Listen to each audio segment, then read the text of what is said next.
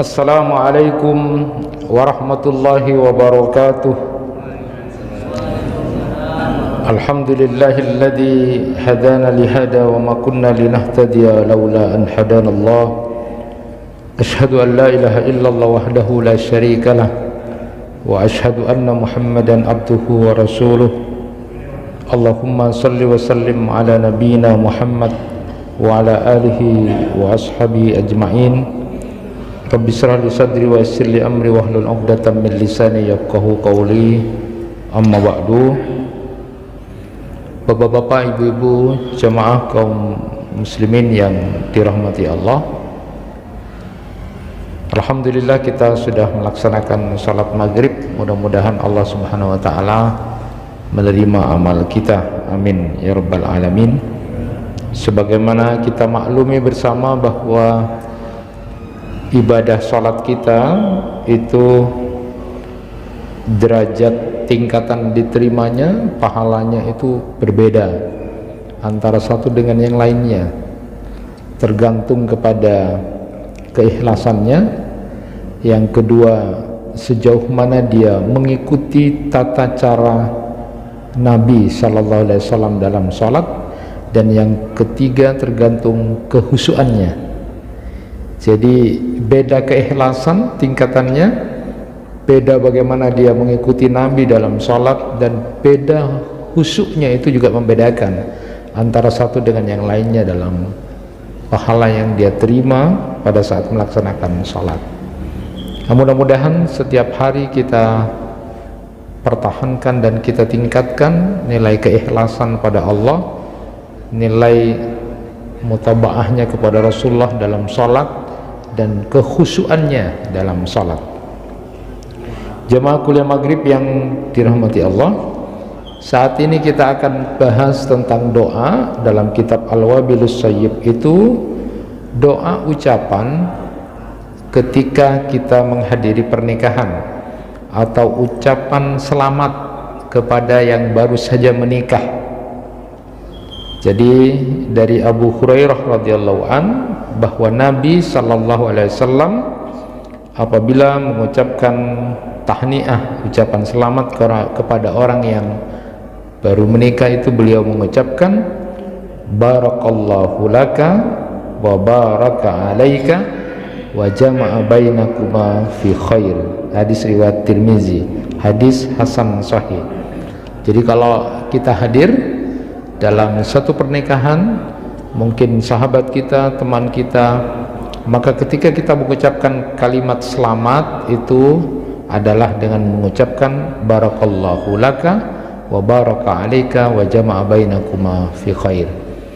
Ini doa sering sudah kita dengar, dan biasanya kita sering hafal doa ini karena dilagukan oleh Maher Zain itu, yang lagu barakallahu lakuma wa baraka alaikuma wa jama'a bainakuma fi khair. Nah, jadi hafal. Nah, ini hal semacam ini yang perlu kita ketahui, bahwa dulu ketika Uqail bin Abu Talib menikah dengan seorang wanita dari Bani Jasm itu, biasalah kalau sudah ada pesta pernikahan, lalu orang biasanya ngucapin selamat. Nah, salah satu di antara tamu itu ada yang mengucapkan semoga bahagia dan cepat punya banyak anak gitu kan. Tapi lalu kemudian Uqail bin Abu Talib ini ingat bahwa Rasulullah melarang kalau berdoa begitu itu. Jadi Rasulullah mengajarkan doa keberkahan. Apakah kita tidak boleh mendoakan semoga kamu bahagia, banyak anak? Itu kan tujuan dari pernikahan juga. Bahagia, punya anak banyak, itu juga tujuan dari pernikahan. Tetapi ketika ada yang mengatakan begitu, bukan lalu mengatakan jangan berdoa begitu, doakan aku saja untuk mendapatkan keberkahan. Ketika kemudian ditanya lalu harus mengatakan apa, Rasulullah kemudian diingat oleh Uqail itu, Rasulullah melarang itu, dan Rasulullah mengajarkan mengucapkan barakallahu laka wa baraka alaika wa jama' bainakuma fi khair. Jadi konsep yang dibangun itu adalah keberkahan. pernikahan yang berkah, pernikahan yang barokah itu jauh lebih dari hanya sekedar bahagia, jauh lebih dari hanya sekedar punya banyak anak. Karena bahagia punya anak itu dari pernikahan itu adalah bagian dari keberkahan itu sendiri. Tetapi ketika kita mendoakan keberkahan dalam sebuah pernikahan itu jauh lebih luas dan lebih besar. Nah, itu sempat ketika saya ikut dalam diklat TOT itu, seorang profesor, Ibu Zahra kalau tidak keliru itu, beliau menyebutkan guyonan saja, saya barusan datang ke pengadilan agama, ada kakek-kakek dan nenek-nenek mau cerai, itu kan, mau cerai, sudah jadi mbah mau cerai. Lalu kemudian ditanya, kok sudah kakek nenek mau cerai itu gimana ceritanya gitu kan? Sampai lalu ternyata siapa yang salah kira-kira? Karena sama-sama merasa benar. Lalu kemudian ibu profesor ini guyon, yang salah dulu yang mendoakan waktu menikah. Jadi ketika undangan itu lalu mengatakan selamat ya, semoga sampai kakek-kakek dan nenek-nenek. Nah sekarang sudah sampai kakek-kakek dan nenek-nenek, ya harus berpisah gitu kan. Nah, yang salah yang mendoakan. Maka kalau mengikuti doanya Nabi, barakallahu lakum barakallahu jawab, itu yang salah undangannya katanya. Mengucapkan selamat semoga sampai kakek-kakek dan nenek-nenek. Nah setelah sudah jadi mbah mau cerai itu yang salah undangannya gitu. Ini guyonan saja, tetapi penting ketika kemudian konsep keberkahan itu harus dibangun. Nah yang kedua, di kitab Al-Wabilus Shayyib ini juga ada doa yang masih ada kaitannya dengan ucapan selamat atau dalam kaitan pernikahan ini.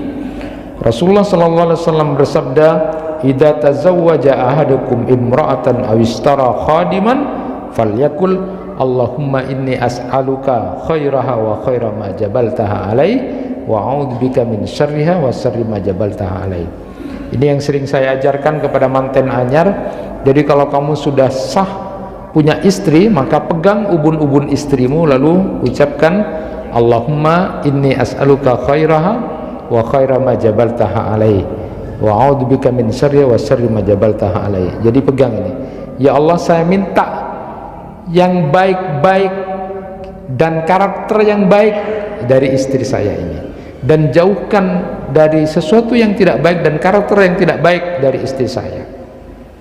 Jadi yang pertama kali dipegang ketika sudah sah menjadi istrinya adalah ubun-ubunnya. Saya bilang begitu, itu pesan. Jangan yang lain ya. Yang pegang pertama dulu ubun-ubunnya supaya nanti istrinya menjadi istri yang taat, kalem. Nah, kalau bapak-bapak ini dulu mungkin tidak begitu yang pertama. Makanya kalau istrinya suka melawan, membantah, itu karena yang pertama kali dipegang bukan ubun-ubunnya dan tidak didoakan. Akhirnya salah kan? Salah. Coba tahu begitu kan taat, kalem, diam, itu salah juga bapak itu. Dan yang terakhir di bab tentang doa ucapan dalam perkawinan atau pernikahan ini, dari Ibnu Abbas radhiyallahu anhuma, dari Nabi sallallahu alaihi wasallam, beliau bersabda, "Lau anna ahadukum idza ata ahlahu qala Bismillah Allahumma jannibna syaitan wa jannib syaitan ma razaqtana faqudiya bainahuma walad lam yadurruhu syaitanun abada." Jadi kalau seorang suami mendatangi istrinya berkumpul, maka bacalah doa Bismillah Allahumma jannibna syaitan wa jannib syaitan ma razaqtana faqudiya bainahuma walad lam yadurruhu syaitanun abada. Bila kemudian kamu mendatangi istrimu lalu kemudian baca doa ini, lalu Allah takdirkan punya anak, maka anak itu tidak akan terkena bahaya gangguan setan selama-lamanya. Nah, jadi kalau anaknya ada macam-macam, berarti bapaknya dulu waktu sama umiknya tidak baca doa, itu pasti tidak baca doa. Saya sering tanya, baca doa sudah Ustaz, kepala cuy ya, nah, itu salahnya gitu. Jadi kalau berdasarkan hadis baca doa tuh. Jadi saya bilang kalau yang tidak bisa, yang anak-anak muda yang laki-laki baru bukan dari anak pondok gitu kan, susah itu pakai bahasa Arab. Maka saya bilang tempel saja itu di atas ranjangnya itu doanya itu. Nanti masa tidak hafal selama 2 tahun itu kan, kalau dia susah katanya. Kalau yang dari pondok gampang, hanya suruh tempel. Tapi kalau nanti sudah punya anak, doa itu tempelan di ranjang itu dibuang karena takut bahaya. Karena ada cerita waktu ibu TK itu tanya gitu kan sama anak-anak TK itu, anak-anak siapa yang tahu doanya mau makan gitu kan. Terus ada ya perempuan, anak kecil cantik, saya bu guru, gimana doanya? Lalu kemudian dia membaca doa, Bismillah Allahumma barik lana fima razaqtana wa qina adzabannar. Lalu kemudian ditanya sama bu guru, oh pinter, bagus, dari mana tahu kamu nak gitu kan? Itu mama nempel di ruang makan katanya kan. Terus tanya lagi bu gurunya, sekarang saya tanya, siapa yang tahu doanya mau tidur katanya? Bodoh, abek lempo pak, lempo, abek nakal, terus saya bu guru aja. Gimana doanya? Dia langsung ngacung, Bismillah Allahumma jannibna syaitan wa jannib syaitan ma razaqtana. Tak gercet guru dah. Arya kan doanya lain. Rupa-rupanya ditanya sama bu gurunya, karena bu guru tidak boleh membuat sakit hati anaknya. Lalu kemudian begitu ya nak, di mana kamu tahu doa itu? Itu papa nempel di atas ranjang katanya. Terus kemudian, wah itu nak salah ya, itu bukan doanya mau tidur, itu doanya papa sama mamamu mau tidur gitu kan. Nah, ini guyonan saja. Jadi ini penting, kayaknya sederhana tapi ini penting. Mulai dari ketika kita menghadiri pernikahan, mengucapkan semoga pernikahan ini menjadi barokah, itu nanti kupasannya luas. Pernikahan yang barokah itu intinya adalah pernikahan yang buat pasangan suami istri itu baik, kedua keluarga besarnya baik, orang-orang di sekitarnya merasakan kebaikannya, lalu kemudian diberikan rezeki yang halal dan cukup, diberikan anak keturunan yang baik. Itu adalah pernikahan yang barokah. Dan jauh lebih dari itu, itulah harapan kita ya. Lalu kemudian berkeinginan agar istri kita menjadi istri yang taat, yang baik, lalu didoakan pertama, ketika pertama kali sah menjadi istri kita, kemudian pegang ubun-ubunnya, lalu kita doakan itu sampai mau berhubungan pun, lalu kemudian berdoa, karena itu ada efek terhadap anak-anak kita yang dijamin dalam hadis ini. Kalau baca doa itu jadi anak ditakdirkan, maka Allah tidak akan memberikan kesanggupan pada setan untuk menggoda anak ini selama-lamanya. Itu hebatnya di situ. Tapi dulu saya pernah punya murid itu, saya sampaikan itu pak, pak, tepak kamoret abek tilep itu. Jadi sampai ke rumahnya itu, karena dia sering dipanggil di BK gitu kan, panggil di BK, terus dia merasa nakal dia. Terus ketika makan sama bapak dan ibunya, saya tadi dari guru agama saya Ustaz, dia apa? Katanya anak nakal itu salah satu sebabnya tidak berdoa. Dulu bapak sama ibu waktu beribadah doa ndak gitu kan, itu bapak ibunya diam saja, paling tak doakan makanan kok setia nakal. Nah itu jadi bahasa-bahasa guyon, tapi ini sederhana, tapi ini sebenarnya praktek. Nah bapak ibu sekalian, fokus saya saat ini memang tidak hanya sekedar doa, ucapan selamat pernikahan itu, tetapi ada sesuatu yang menarik di sini, bahwa di dalam undang-undang perkawinan,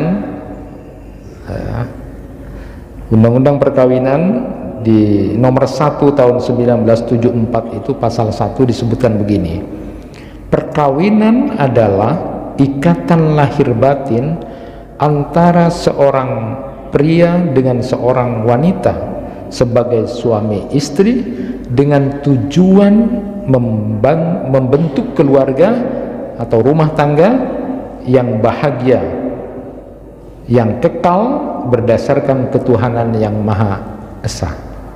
Nah, kita perhatikan, undang-undang di Indonesia ini mengakui perkawinan itu kalau yang nikah itu adalah laki-laki dengan perempuan. Nah, perhatikan, saya akan bahas ini dulu. Jadi perkawinan yang diakui undang-undang kita, undang-undang nomor 1 tahun 74 adalah perkawinan antara laki-laki dan perempuan. Karena nyatanya ada kekhawatiran dari Rasulullah sallallahu alaihi wasallam terjadi pada umatnya itu. Salah satu di antara kekhawatiran, kecemasan Rasulullah sallallahu alaihi wasallam yang akan terjadi kepada umatnya itu adalah inna akhwafa ma akhafu ala ummati min ba'di amalu qaumi Lut ala falyartakib ummatil azaba idza kana ar-rijalu birrijali wan nisa'u bin nisa'i. Sungguh di antara perkara yang aku khawatirkan menimpa umatku sepeninggalku nanti adalah ada perbuatan kaum Nabi Lut di antara umatku itu.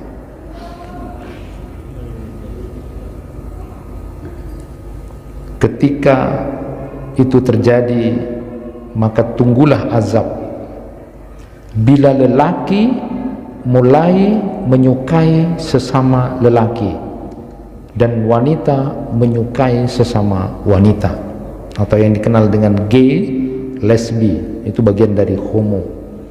Nabi SAW bersabda, mal'unun mal'unun mal'unun man amila bi amali qaumi Lut.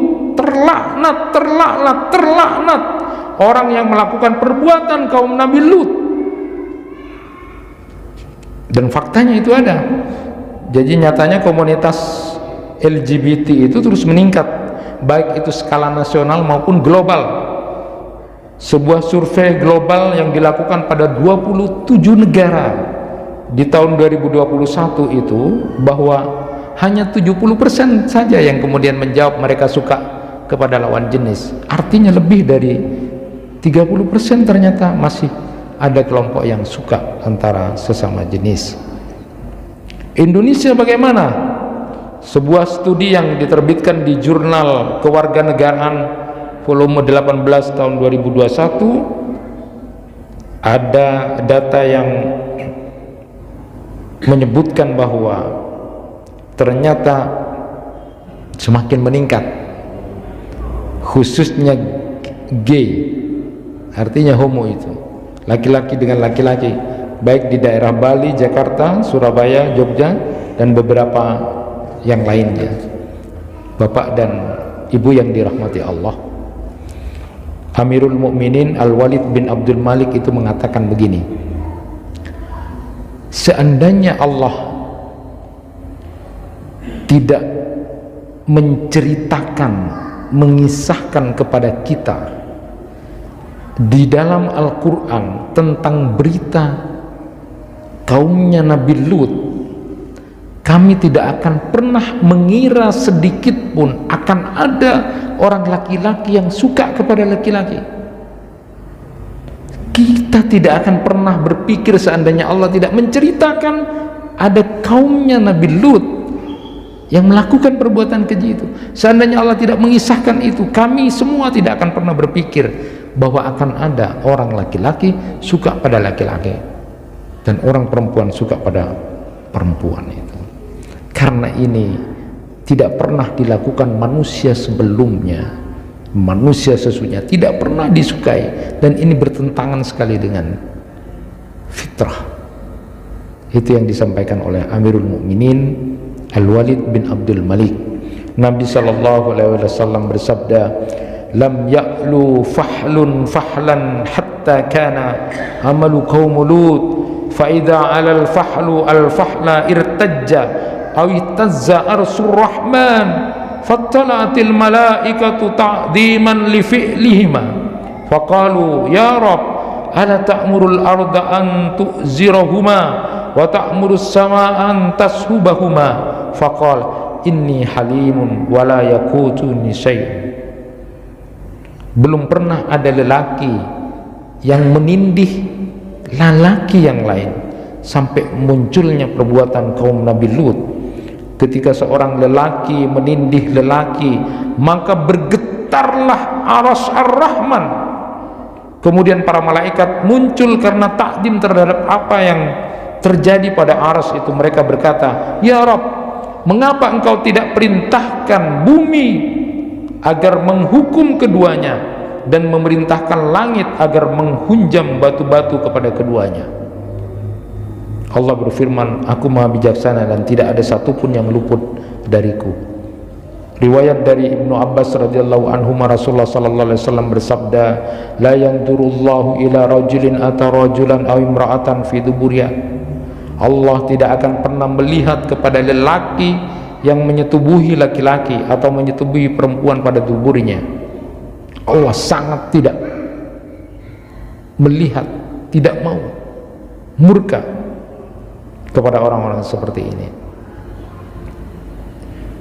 Apa hukuman pelaku sodomi ini? Hukuman bagi orang yang homo ini. Jadi kisah kaum Nabi Lut ini memang sangat luar biasa dahsyatnya hukumannya, karena ini adalah sebuah penyimpangan yang luar biasa. Allah kemudian hunjami batu-batu panas dari langit, itu hujan batu yang luar biasa, sampai kemudian negeri kaumnya Nabi Lut itu semuanya seolah tercerabut dari bumi karena terbalik dari saking dahsyatnya itu. Nah, hukuman di dunia saja disebutkan pelaku homo ini. Nabi SAW bersabda, uqtulul fa'il wal maf'ula bih fi amali qaumi Lut. Bunuhlah pelaku dan objek perbuatannya kaum Lut itu. Atau dalam riwayat lain, yuqtalul fa'il wal maf'ulu bihi, pelaku dan objek itu dibunuh. Rasulullah SAW bersabda, man wajadtumuhu ya'malu bi amali qaumi Lutin farjamu al-a'la wal asfal. Barang siapa yang menjumpai melakukan perbuatan kaum Nabi Lut, maka rajamlah yang menindih dan yang ditindih. Jadi secara umum berdasarkan hadis-hadis Nabi ini, para sahabat juga sepakat bahwa menjatuhkan hukuman mati kepada pelaku homoseks ini, laki-laki berhubungan dengan sesama laki-laki, tidak ada yang menyelisihi tentang ini. Hanya mereka kemudian berbeda pendapat tentang cara pelaksanaan hukuman matinya itu. Yang pertama, ada yang berpendapat, ulama yang berpendapat dihukum rajam sama seperti pezina, baik itu yang muhsan maupun ghairu muhsan, sama saja dihukum rajam. Itu jauh lebih dahsyat. Yang kedua, ada dengan cara dicarikan tempat yang tinggi. Jadi misalnya bangunan yang paling tinggi hukumannya, lalu kemudian dibalik kepalanya di bawah, lalu dijatuhkan sambil dilempari batu. Masya Allah. Jadi ini berdasarkan pendapat dari Ibnu Abbas radhiyallahu anhu. Ada juga dengan cara dibakar. Sesuai riwayat dari Khalid bin Walid bahwa di salah satu perkampungan Arab waktu itu dia menemukan seorang laki-laki berhubungan intim dengan sesama laki-laki, sebagaimana layaknya seorang laki-laki berhubungan dengan seorang perempuan. Lalu Khalid bin Walid ini bersuratan kepada Abu Bakar As-Siddiq yang menjadi khalifah pada waktu itu. Lalu kemudian langsung Abu Bakar melakukan musyawarah. Nah, di antara pendapatnya yang keras itu adalah Ali bin Abi Thalib. Dia mengatakan hanya ada satu kaum saja yang begitu, dan itu kaumnya Nabi Lut. Jadi kalau masih ada seperti itu, dibakar saja orang itu. Lalu kemudian Khalid bin Walid disurati oleh Abu Bakar, lalu kemudian melaksanakan perintah dari Khalifah Abu Bakar, dibakar. Dahsyat itu ya. Ada juga yang berpendapat dengan cara dipenggal lehernya, atau juga ditimbakan dengan robohan tembok, jauh lebih dahsyat. Nah, kenapa perbedaan pendapat ini cuma mengenai cara pelaksanaan hukuman matinya ini? Karena Allah Subhanahu wa taala telah mengazab pendahulu kaum homo ini, yaitu kaumnya Nabi Lut itu, dengan seluruh cara-cara tadi itu semuanya. Di dalam Quran surat Hud ayat 82 sampai 83, falamma jaa amruna ja'alna 'aliyaha safila wa amtarna 'alaiha hijaratan min sijilin mandud musawwamatan inda rabbik wa ma hiya minadh dhalimin biba'id. Maka ketika keputusan kami datang, kami menjungkir balikkan negeri kaum Lut itu, dan kami hujani mereka bertubi-tubi dengan batu dari tanah yang terbakar, yang diberi tanda oleh Tuhanmu, dan siksaan itu tidak jauh dari orang-orang yang zalim. Jadi mandud itu bertubi-tubi terus seperti, jadi terus tidak kasihan, terus itu dikasih batu yang panas, dilempari batu yang panas. Musawwamah, batunya itu diberi tanda, dan tidak seperti batu dunia, tapi memang itu diberi tanda bahwa nanti ditulisi nama orang yang homo itu, lalu kemudian terus dilempari seperti itu. Jadi siksaannya itu begitu sangat pedih, tetapi selaras dengan perbuatan keji dan nista yang mereka lakukan. Jadi para pelaku homo itu tinggal memilih model siksaan mana yang kemudian dia akan ambil atau terima. Karena Allah Subhanahu wa ta'ala murka pada pelaku homo ini setiap pagi dan sore. Rasulullah sallallahu alaihi wasallam bersabda, arba'atun yusbihuna fi ghadabillahi ta'ala wa yamsuna fi sakhatillah. Qala Abu Hurairah, man hum ya Rasulullah? Qala al-mutasabbihuna minar rijali bin nisa' wal mutasabbihatu minan nisa bir rijal walladhi ya'ti al bahima walladhi ya'ti ar rajula. 4 golongan orang yang memasuki waktu pagi dalam kemarahan Allah Subhanahu wa ta'ala, dan memasuki waktu sore dalam kemurkaan Allah. Abu Hurairah bertanya, siapakah mereka ya Rasulullah? Rasulullah sallallahu alaihi wasallam menjawab, yang pertama laki-laki yang menyerupai kaum wanita, yang kedua kaum wanita yang menyerupai laki-laki, dan yang ketiga orang yang menyetubuhi binatang, dan yang keempat laki-laki yang menyetubuhi laki-laki. Rawahul Bukhari. Ini termasuk dari banyak penyimpangan seksual itu, ya, salah satu diantaranya disebutkan di sini, orang se tuma bentu itu kan, lalake nero bebini malake-lake, atau yang sudah kemudian binatang, hewan, embi, ajem, kabin, pas pamere itu bagian dari yang kemudian dimurkai Allah pagi dan sore. Dan yang keempat disebutkan adalah laki-laki suka pada laki-laki, dan ini bagian dari penyimpangan seks. Nah, Bapak Ibu jamaah yang dirahmati Allah, di dalam Al-Quran itu azab terhadap kaumnya Nabi Lut ini adalah luar biasa. Tadi sudah saya sampaikan, hujan batu, dan itu hujan batu yang panas, sehingga tidak tersisa satupun orang di situ. Tidak tersisa satupun orang di situ.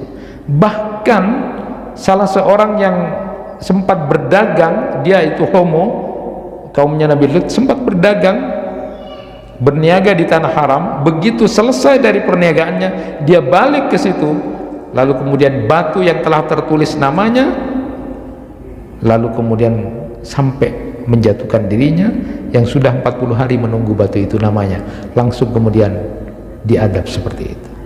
Tidak ada satupun yang tersisa. Jadi kerasnya azab ini merupakan bukti bahwa perbuatan homoseks itu termasuk perbuatan keji yang paling besar, sebagaimana ditunjukkan oleh beberapa ayat yang tadi saya sampaikan. Dari ada yang berpendapat sampai begini, ya, kalimatnya itu di dalam Al-Quran tentang zina saja, wala taqrabuz zina innahu kana fahisatan wa sa'a sabila, itu tanpa pakai alif lam, ya, jangan kamu dekati zina karena itu adalah fahisa. Innahu kana fahisa, tidak pakai alif lam, itu adalah bagian dari perbuatan keji. Jadi salah satu perbuatan keji itu zina.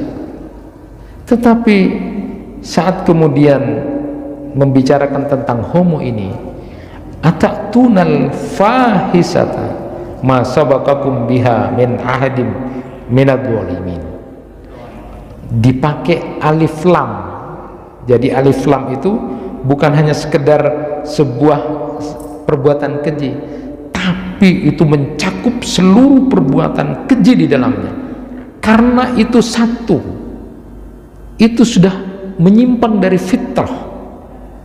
Yang kedua, itu sudah merusak akal, itu sudah merusak sarafnya, itu sudah merusak kehidupan sosial, dan itu pun tidak pernah dilakukan binatang. Tidak ada binatang yang berhubungan sesama jenis itu, kecuali jauh lebih keji dan lebih jelek dari binatang. Makanya sampai dahsyat hukumannya. Maka kita perhatikan hati-hati bahwa ini perhatian buat kita, tidak sederhana persoalan ini, ya. Nah, kalau kita perhatikan nanti memang ada yang mengatakan sebabnya itu ada dari sudah dari sononya, tapi ada karena faktor lingkungan, karena berteman dengan orang yang homo ikut homo, ada yang kemudian karena faktor-faktor yang lain. Tetapi ini semua bisa disembuhkan, pertama dengan terapi, ada konseling, ada treatment, harus sungguh-sungguh, dan yang penting adalah ingat terhadap azab Allah ini. Jauh lebih dahsyat siksaannya di dunia, bahkan nanti di akhirat pada orang-orang yang masih punya perilaku senang kepada sesama jenis ini. Dan ini tidak mudah memang, ini tidak tersembunyi. Kalau saya kemudian bonceng cewek, rame itu Pak. Tapi kalau saya bonceng cewek, cowok laki-laki ganteng, biasa saja itu. Hati-hati, ini jauh lebih dahsyat, jauh lebih dahsyat hukumannya bagi orang-orang yang seperti ini. Maka kita perhatikan misalnya di dalam kitab Syu'abul Iman itu Nabi sallallahu alaihi wasallam bersabda, la'anallahu ta'ala sab'atan min khalqihi fawqa sab'i samawat faraddata la'nahu ala wahidin minha salasan wa la'an ba'du kulli wahidin la'natan faqala mal'unun mal'unun mal'unun man amila amala qaumi Lut. Allah Ta'ala telah melaknat 7 orang makhluknya dari atas langit yang 7. Allah mengulangi laknatnya itu sebanyak 3 kali kepada 1 orang dan 1 kali pada 1 kelompok. Di antaranya Allah berfirman, terlaknat, terlaknat, terlaknat orang yang melakukan perbuatan kaum Lut. Jadi laknat itu adalah kemurkaan dan dijauhkan dari rahmat Allah. Na'udzubillahi min dzalik. Jadi kalau sudah terlaknat itu murka Allah dan kemudian dijauhkan dari rahmat Allah.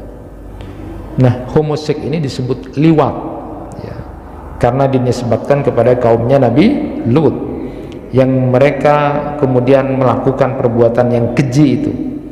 Ulama tafsir menyebut bahwa Lut itu adalah keponakannya Nabi Ibrahim alaihissalam, yang Allah juga jadikan rasul, dan diutus Lut itu pada penduduk kota Sodom dan wilayah sekitarnya. Nabi Lut itu berdakwah ke sana untuk mengajak supaya kemudian beribadah kepada Allah dan berhenti melakukan perbuatan yang keji itu, suka kepada sesama jenis itu.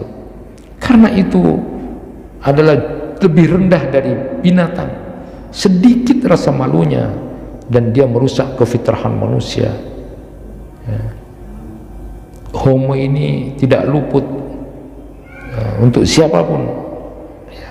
Dan biasanya kalau sudah kena homo itu suka kepada lawan sesama jenis itu terus aja itu, tidak berhenti itu Pak. Suka anak-anak kecil yang ganteng, remaja yang ganteng, yang putih, yang suka kepada pemuda, terus itu bayangannya terus itu. Dan cintanya biasanya, sukanya itu jauh melebihi dari normalnya laki-laki dengan perempuan. Hati-hati, dan ini azabnya pedih sekali, ya. Tidak hanya di dunia nanti, apalagi kemudian di akhirat itu yang akan dikumpulkan. Ini masuk nanti orang-orang yang kemudian pendahulu kamu yang sudah ada itu, kelompok kaumnya Nabi Lut, seperti itu, jauh lebih dahsyat siksaannya. Nah, oleh karena itu Bapak dan Ibu yang dirahmati Allah, saya teringat apa yang saya sampaikan tadi, bahwa rasa sukanya itu melebihi cinta seorang laki-laki dan perempuan itu. Ibnu Qayyim itu dalam Jawabul Kafinya itu pernah bercerita, ada seorang laki-laki yang suka kepada laki-laki namanya Aslam. Dia suka banget sama Aslam, laki-laki juga, sampai kemudian dibawa sakit dari saking sukanya itu. Nah kemudian dikabari, kamu akan didatangi Aslam gitu kan, disuruh, sudah datangi dia. Nah karena mau didatangi Aslam sama-sama laki-lakinya, lalu kemudian dia senang, tidak sakit lagi gembira. Tapi kemudian Aslam yang mau datang itu tidak jadi, karena takut juga kena objek pelaku kan, dia juga harus dibunuh kalau begitu kan, artinya sama-sama homo gitu kan. Dikabari oleh orang, Aslam tidak jadi ke sini, malah dia kemudian jadi jatuh sakit, down.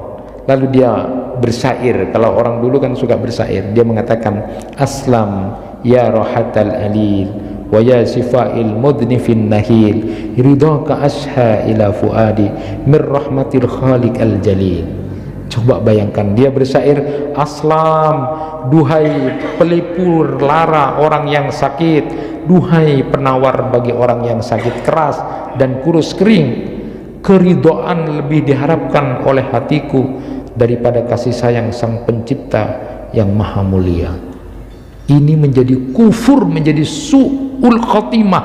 Matinya itu dia mengatakan, aku merindukanmu wahai Aslam, aku lebih mencintai kamu daripada kasih sayang Allah yang maha kasih itu. Berbahayanya sukanya seorang laki-laki kepada sesama laki-laki jauh lebih jelek ketimbang kemudian laki-laki dengan perempuan itu. Makanya hati-hati, kita tidak boleh kemudian meremehkan itu. Maka disebutkan bahwa di dalam ayat-ayat Al-Quran itu bahwa orang yang kemudian homo itu adalah termasuk orang fasik dan jahat. Quran surat Al-Anbiya ayat 74, innahum kanu qaumasun fasikin, kaum yang melampaui batas. Dalam Quran surat Al-A'raf 81, bal antum qaumum musrifun.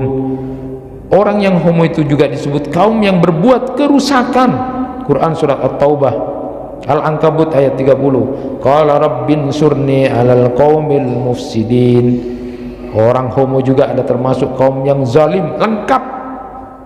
Di dalam Quran surat Al-Ankabut ayat 31, inna muhliku ahli hadhil qaryah inna ahlaha kanu zalimin. Luar biasa, semua lengkap, sudah lebih jelek dari binatang, sudah keluar dari kefitrahan modelnya. Dia tidak akan kemudian berhenti dengan bayang-bayang penyimpangan seksnya itu. Dia suka, dia disebut orang fasik, melampaui batas, berbuat kerusakan, zalim. Dan hebatnya orang-orang yang kemudian terkena homo ini, kalau di dalam Al-Quran kisahnya Nabi Lut itu, ketika Nabi Lut kemudian diutus, mereka menolak dakwahnya Nabi Lut. Bahkan mereka sombong mengatakan, sudah berikan kami azab saja, kami berani dengan azab Tuhanmu, kami tidak takut, kalau kamu orang benar silahkan kasih azab. Itu hebatnya keyakinan mereka yang punya cinta sesama jenis itu. Hebat memang, hebat. Sampai minta azab saja sama Allah. Dan itu terjadi. Inilah yang dikhawatirkan Nabi kita, Nabi Muhammad, akan terjadi pada umatnya. Itu yang aku tangisi, kata Rasulullah, akan ada kelompok umatnya yang berbuat seperti kaum Nabi Lut. Dan mereka kemudian tidak sadar dengan itu.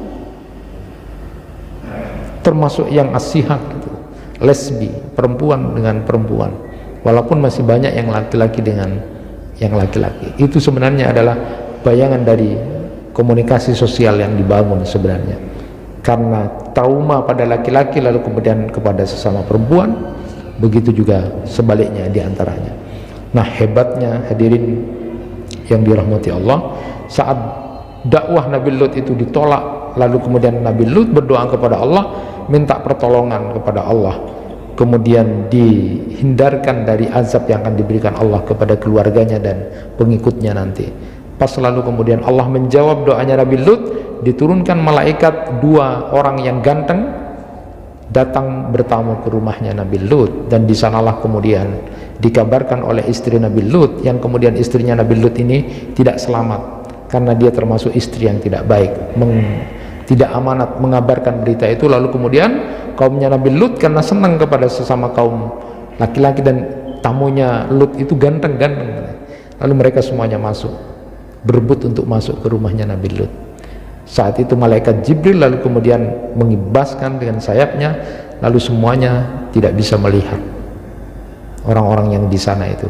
Lalu Allah perintahkan Nabi Lut dengan keluarganya, anak-anaknya kecuali istrinya dan pengikutnya untuk pergi, karena nanti akan Allah berikan azab.